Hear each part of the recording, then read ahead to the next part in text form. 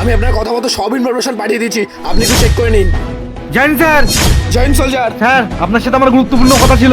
কথাগুলো আপনার ভালো লাগতে পারে আবার খারাপও লাগতে পারে, সেটা এখন আপনার ব্যাপার, আপনি কি ভাববেন?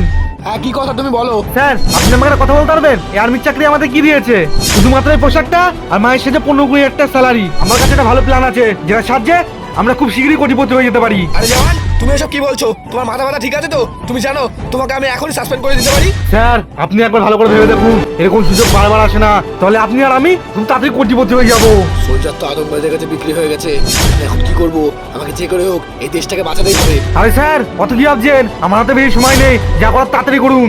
হ্যাঁ সোলজার, তুমি একদম ঠিক কথা বলেছো। এই আর্মির চাকরি আমাকে কিচ্ছু দিতে পারিনি, কিন্তু আমি যদি তোমার কথা শুনি তাহলে আমি পুরো মালামাল হয়ে যাব। চলো। আরে স্যার আমি তো ভাবতেই পারিনি আপনি আমার প্রস্তাবে রাজি হয়ে যাবেন। ঠিক আছে চলুন স্যার।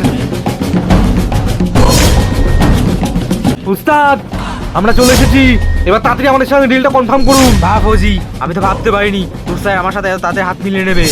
হ্যাঁ, আমিও ভাবতে পারিনি যে তোমাদের সাথে এই ডিলটা করব, কিন্তু এই ডিলটা করার আগে আমি তোমাদেরকে একটা পুরস্কার দিতে চাই। আরে স্যার পুরস্কার? ও এই কথাটা তো আগে বলেননি। এটা তো সারপ্রাইজ ছিল, এখন আমি দিয়ে দিচ্ছি।